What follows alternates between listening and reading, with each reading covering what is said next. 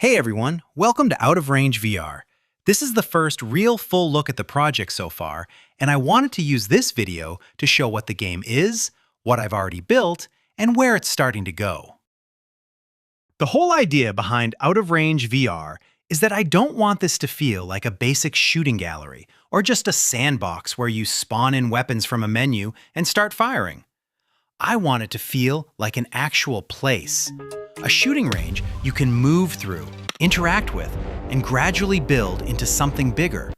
A place with its own equipment, stations, machines, weapon setups, and eventually a lot more going on than just standing in one spot and shooting targets. At this point, the project is still early, but it's finally far enough along that it feels worth showing properly. A lot of what I've been focused on has been the foundation, getting the core gun systems in, improving the handling, building out the environment, and making sure the different parts of the range are starting to connect into something cohesive. Right now, the main range area is really the center of everything. Most of the gun testing happens here. This is where I'm figuring out how the weapons feel in VR, how recoil behaves, how the interactions hold up, and what still needs work. This is the part of the game that everything else depends on. So I've been spending a lot of time trying to make sure it starts to feel solid. Outside of that, I've also been building out the surrounding parts of the facility.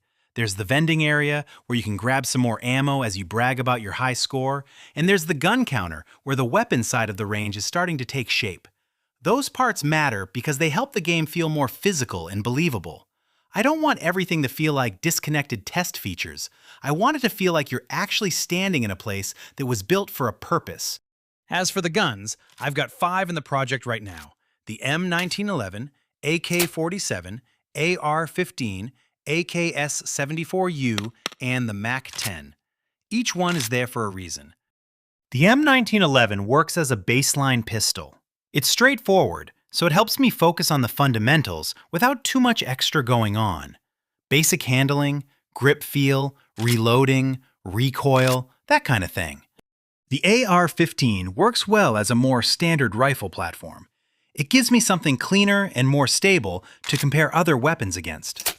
The AK-47 has a different personality to it. It's rougher, heavier, and better for testing a weapon that feels less controlled and a little more aggressive.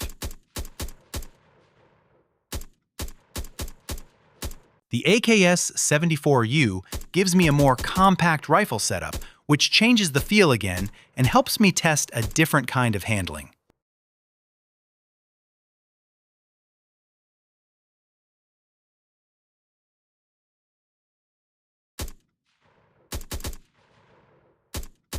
And the MAC-10 is great when I want to see what happens when the fire rate goes way up and control starts becoming part of the challenge. That leads into one of the biggest systems I've been working on so far, which is recoil and instability. I don't want every gun to feel locked in or perfectly steady all the time. If you hold the trigger down and keep firing, the weapon should become harder to manage. It should feel like something you have to work with instead of something that stays perfectly obedient no matter what you do. That's a big part of what I want from the shooting in this game. I want different weapons to feel like they have their own weight and behavior, and I want the player to actually notice the difference between firing carefully and just dumping rounds. I've also been adding a condition system to the guns so they don't stay in perfect shape forever. As they get used, they wear down, they get dirtier, and once they get bad enough, that can start affecting performance. I like that because it adds another layer to the range. The guns start feeling more like actual objects that need to be maintained, not just tools that reset themselves behind the scenes and stay flawless forever. To go with that, I added a gun cleaning machine. So instead of condition just being an invisible number, there's an actual machine in the world that you use to deal with it. You take the gun over, put it in, run the cycle, and restore it. That's the kind of thing I want more of in this project. Systems that exist physically in the space instead of being pushed off into menus or background logic. Same thing with the mag loader machine. I added that so magazine loading can feel more like part of the range itself. It's faster, it makes sense in the world, and it helps the place feel more equipped and believable. I keep coming back to that idea because it's a huge part of what I want the identity of the game to be. Not just shooting, but the full range experience around it. More recently, I started adding attachments too. Right now, that includes red dots, scopes, flashlights, and suppressors. What I like about these is that they're not just there to decorate the guns. They actually affect the setup and the feel of the weapon. That matters because I don't want attachments to just be visual extras. They should feel like they change the weapon in a meaningful way.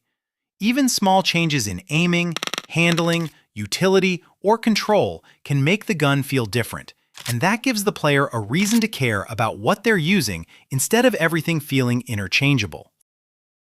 There's still a lot left to build. This isn't anywhere near finished, but compared to where the project started, this feels like the first point where it actually has a strong base. The systems are starting to connect, the facility is starting to feel like an actual place, and the direction is a lot clearer now than it was before. From here, I want to keep expanding what's already here.